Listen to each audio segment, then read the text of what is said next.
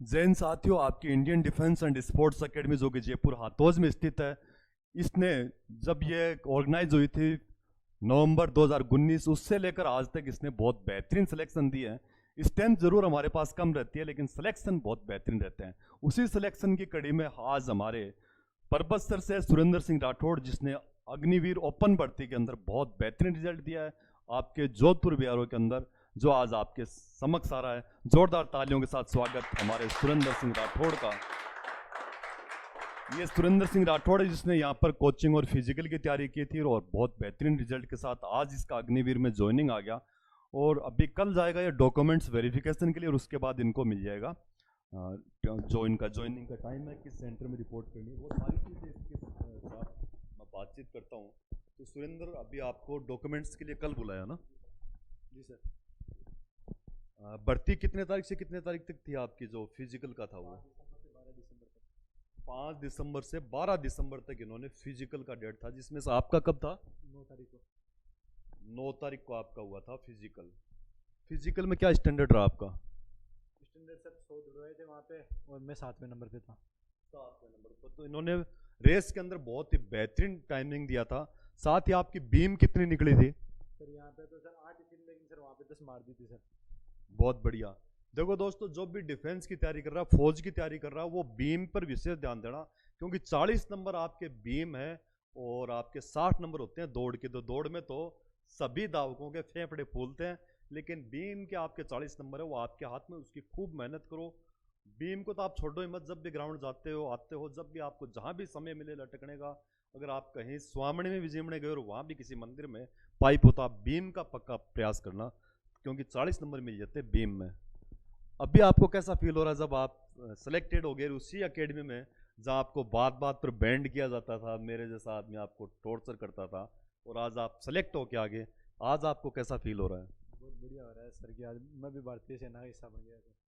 बहुत अच्छी बात, आपको बहुत बहुत बधाई हो।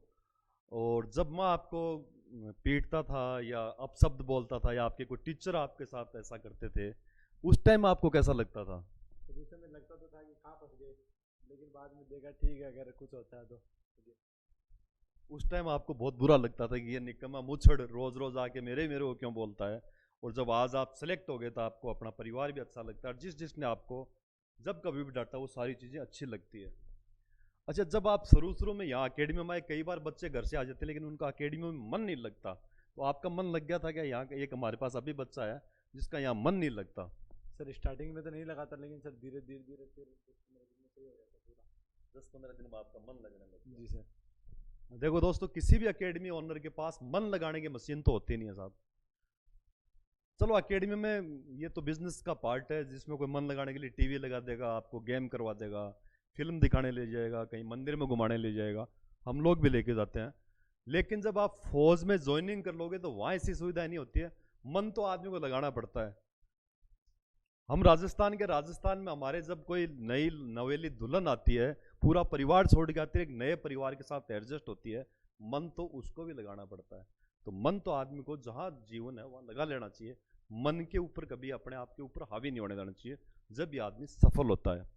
आप इस प्लेटफॉर्म के माध्यम से क्या कहना चाहोगे, जो अभी जून में एग्जाम होना है, उनको पढ़ाई किस किस तरीके से करनी चाहिए? पढ़ाई तो अपने हिसाब से करो, और से यहाँ अगर आपको सुविधा मिल जाती है, अगर यूट्यूब पर या अपने अगर आपने कोई ऐप ले रखा है या आप ऑफलाइन पढ़ सके, तो अपने हिसाब से फिर पढ़ लो। अच्छा, यूट्यूब और ऑफलाइन दोनों के लिए आपने रिकमेंड किया है। लेकिन दोस्तों, मेरा मानना यह है, जैसे हम चाहे छोटे नौकरी की बात करें, एक जनरल सिपाही की, जीडी ड्यूटी की, या फिर हम आरएस आईपीएस सब लेवल की बात करें, तो देखने में यह आया कि जिस बच्चे ने ऑफलाइन कभी क्लास ली है वो ऑनलाइन प्लेटफॉर्म पर जल्दी समझ जाता है। जैसे हमारे जयपुर के अंदर जो आरएस और आईपीएस के लिए बहुत बड़े बड़े इंस्टीट्यूट है, बच्चे क्या करते हैं, पहले वहाँ आते हैं, ऑफलाइन क्लासेस लेते हैं, उसके बाद वो ऑनलाइन लाइब्रेरी में बैठ के खूब अपनी सेल्फ स्टडी करते हैं। उसके बाद भी आरएस के अंदर तो हमने ये देखा है कि उत्कर्ष से एक बार ऑफलाइन क्लास लेने के बाद वो भाटिया आश्रम जो कि सूरतगढ़ में है, वहाँ जाके अपनी टेस्ट सीरीज ज्वाइन करते हैं। तो टेस्ट पर जो जितना ज़्यादा फोकस रखेगा, सिलेक्शन भी उतना ही ज़्यादा मिलेगा। टेस्ट बहुत ज़रूरी है। आपने भी लास्ट टाइम में क्या टेस्ट दिए थे जब आपका एग्ज़ाम नज़दीक आ गया? सर रोज़ के मैं 3 देता था यहाँ पे अकेडमी के अंदर। बहुत बढ़िया बात है। ये बच्चा बोल रहा है कि मैं पर डे के 3 टेस्ट लगाता था। तो आप लोग भी आजकल बहुत अच्छे प्लेटफॉर्म है आपके ऑफलाइन, जहाँ भी आप तैयारी कर रहे हो वहाँ आपका इंस्टीट्यूट लेता ही होगा। बाकी आप ऑनलाइन भी काफ़ी अच्छे प्लेटफॉर्म है जहाँ आप 2-2 3-3 टेस्ट दे सकते हो, जिससे एक तो आपको पढ़ने में रुचि होगी, साथ ही आप अपना मूल्यांकन खुद कर सकते हो कि मैं कितने पानी में मुझे और कितनी देर जग के पढ़ना है। आप यहाँ रहे तो कितने घंटे तक पढ़ाई करते थे? सर मैं स्टार्टिंग से तो रेगुलरली रोज क्लास तो ले रहा ही था। फिर जब से यानी भर्ती के 3 से 4 महीने बचे तो सर मैंने यानी पढ़ाई का टाइम ज़्यादा कर दिया, जैसे 8-10 घंटे तो रोज के पढ़ता ही था कम से कम। ये बच्चा अपने आप को कमज़ोर समझता था, इसलिए उसने 8 से 10 घंटा लास्ट में पढ़ाई की है।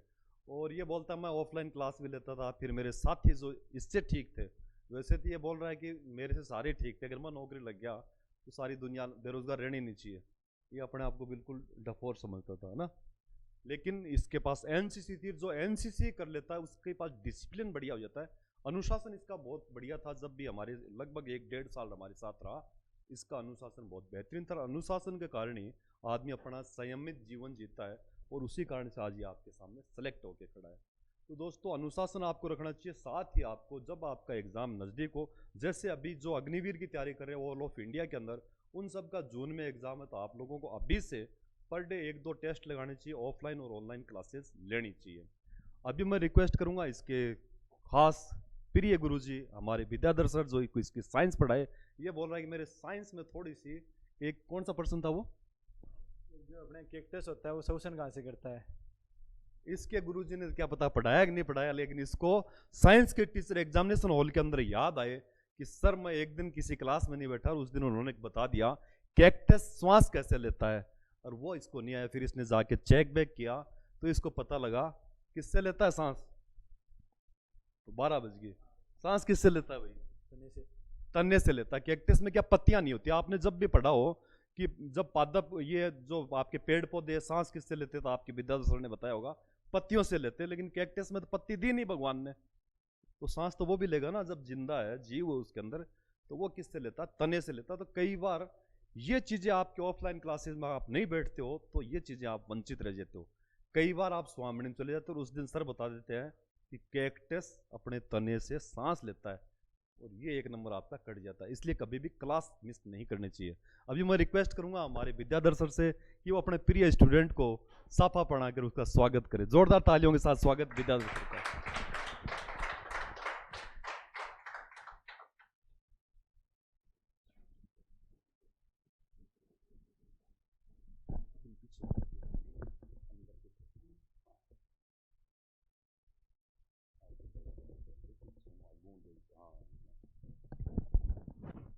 बहुत बहुत शुभकामनाएं, और इतने मेहनत करी और इसका रिजल्ट आया।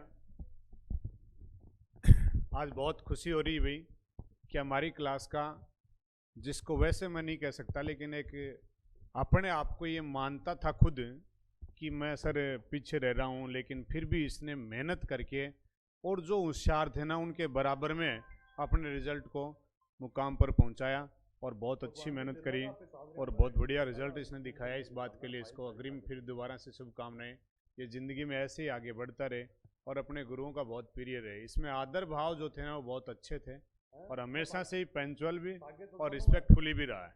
तो इसलिए मैं इसको दोबारा से अग्रिम शुभकामनाएं दूंगा जीवन की, कि ज़िंदगी में आगे यूँ ही बढ़ता रहे और यूँ ही सफलता के मुकाम हासिल करता रहे। धन्यवाद। बाकी सर बताएंगे। अभी मैं रिक्वेस्ट करूंगा हमारे वीरेंद्र सर से कि वो अपने स्टूडेंट को माला पहनाए और उसका स्वागत करें। जोरदार तालियों के साथ स्वागत वीरेंद्र सर का।